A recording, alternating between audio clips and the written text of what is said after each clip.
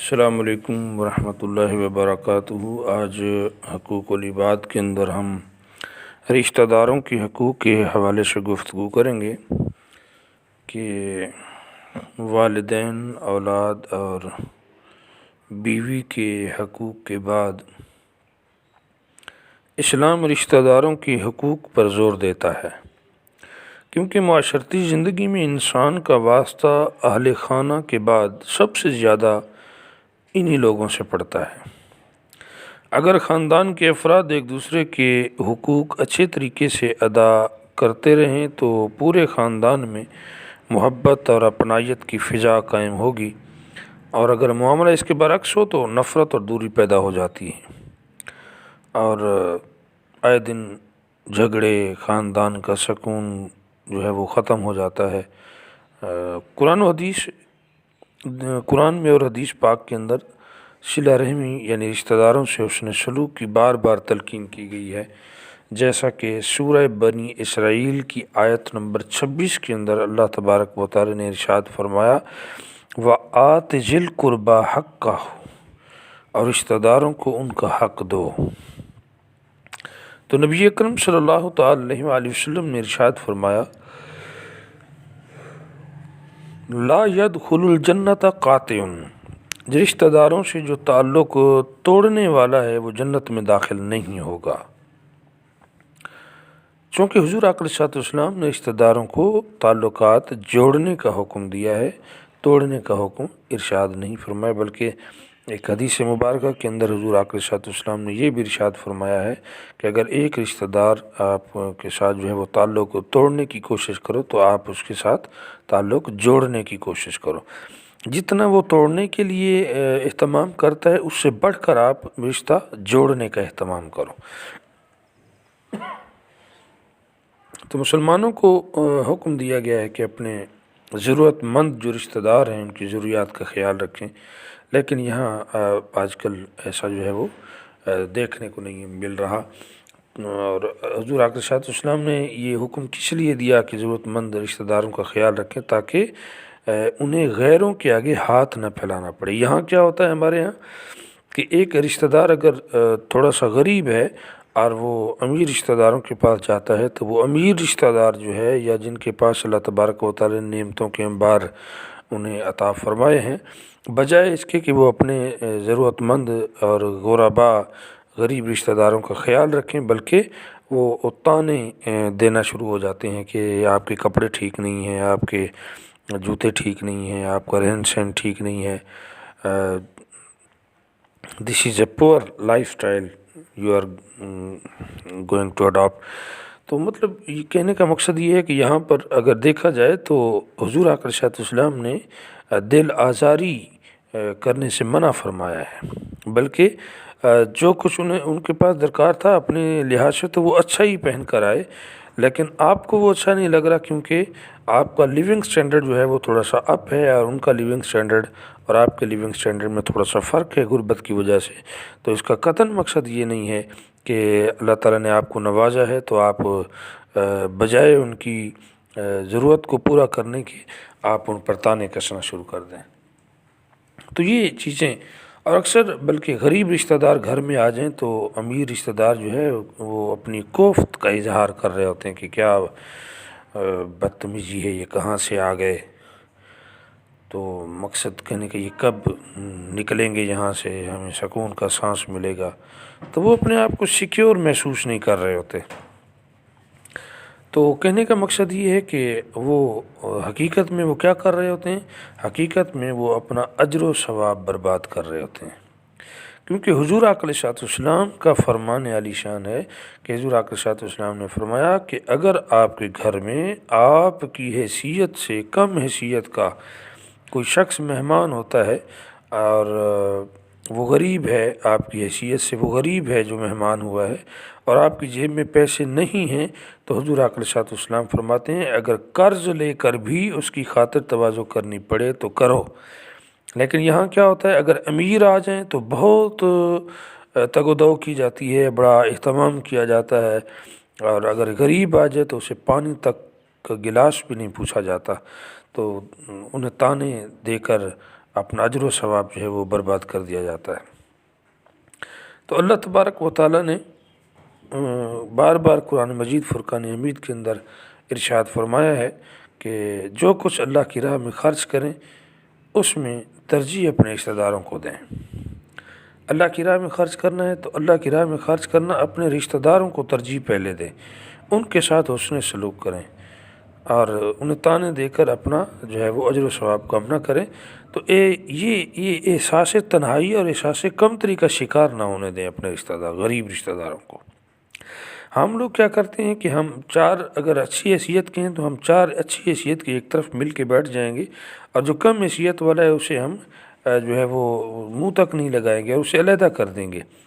تو احساس تنہائی میں مبتلا کرنے والا شخص بھی اللہ تبارک و تعالیٰ کی بارگاہ کا مجرم ہے۔ تو کہنے کا مقصد یہ ہے کہ اللہ تبارک و تعالیٰ نے یہ جو کرم فرمایا آپ پر کہ اتنا جو ہے آپ کو نوازا ہے، تو اس کا قطعاً یہ مقصد نہیں ہے کہ باقی جو ہے وہ کم، بلکہ ہم تو یہ سمجھتے ہیں کہ اللہ تبارک و تعالیٰ نے آپ کو جو مال دیا، جو جائیداد دی، جو اللہ تعالیٰ نے نعمتوں کی بھرمار کی ہے،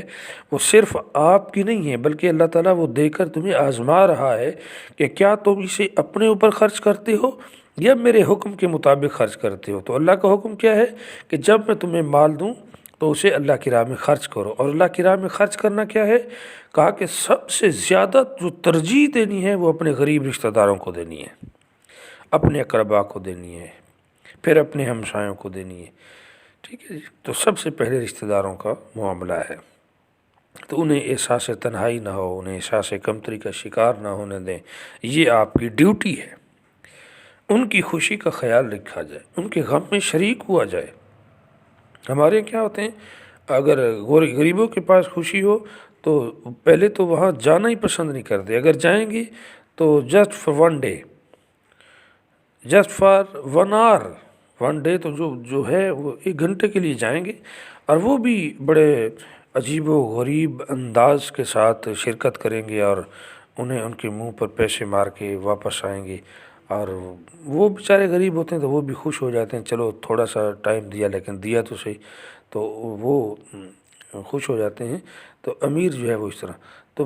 غم کے اندر شریک ہوں، یہ بھی حضور اکرم صلی اللہ علیہ وسلم کا حکم ہے کہ اپنے غریب رشتہ داروں کے غم کے اندر بھی شریک ہوں، ان کی مدد کرو، امداد کرو ان کی۔ یہاں پر کیا ہوتا ہے، شادی ہو یا غمی کی کیفیات ہوں تو غریب بیچارے ادھار لے کر امیروں کی خوش آمد کر رہے ہوتے ہیں، اور امیر حضرات جو جاتے ہیں تو وہ اس خوش آمد کو اپنا حق سمجھ رہے ہوتے ہیں۔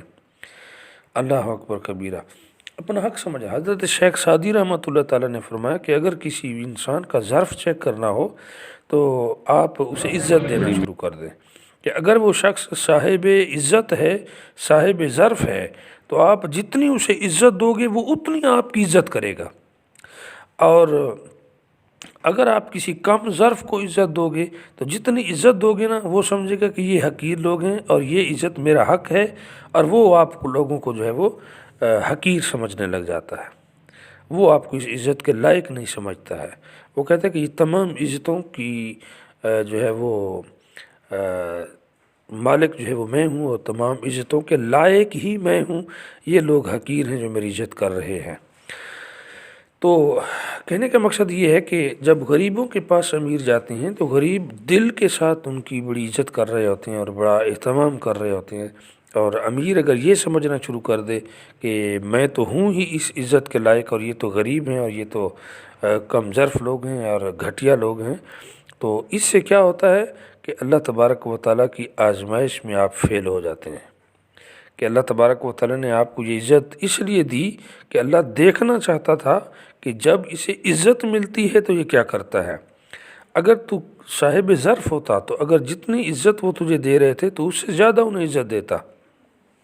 تو بہرحال غریب رشتہ داروں کے غم میں بھی شریک ہوا جائے، ان کی خوشی کے اندر بھی شریک ہوا جائے، اور رشتہ داروں کے ذریعے امداد کا بھی ایک جو ہے وہ پہلو نکالا جائے۔ اس کا ایک فائدہ ہے، امداد کا ایک فائدہ ہے کہ اس سے انسان کی عزت نفس مجروح نہیں ہوتی ہے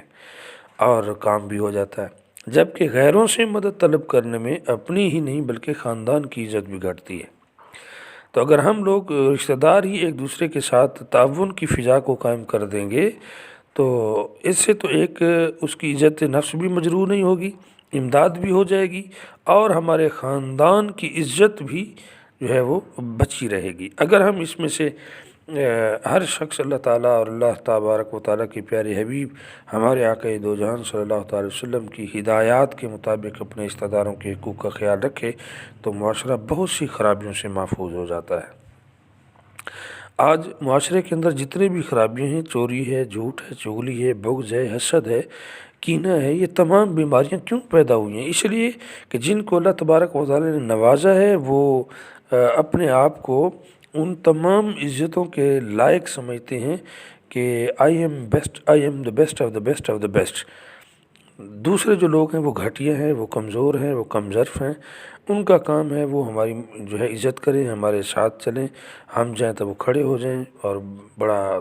جو ہے وہ اہتمام کر دیں ہمارے لیے، تو یہ ان کا جو ہے وہ حق ہے اور ہمارا حق ہے، یہ ہمارا حق ہے، ان کا فرض ہے۔ تو مقصد یہ کہ ہے کہ ایسا نہیں ہونا چاہیے۔ حضور اکرم صلی اللہ علیہ وسلم نے واضح طور پر فرمایا لا يدخل الجنہ قاتل، جو رشتہ داروں کے ساتھ تعلق توڑنے والا ہوتا ہے وہ جنت میں داخل نہیں ہوتا۔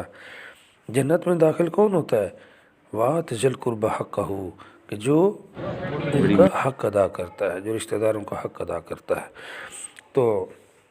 انشاءاللہ کل ہم اساتذہ کرام کے حقوق کے حوالے سے گفتگو کریں گے۔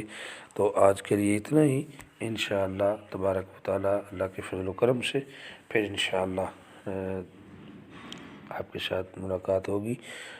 زندگی بخیر۔ تو آپ میرے لیے بھی دعا کیجیے کہ اللہ تبارک و تعالیٰ جو کچھ کہا، جو کچھ آپ نے سنا، اللہ اس پر آپ کو بھی اور مجھے عمل کرنے کی توفیق عطا فرمائے۔ السلام علیکم ورحمۃ اللہ وبرکاتہ۔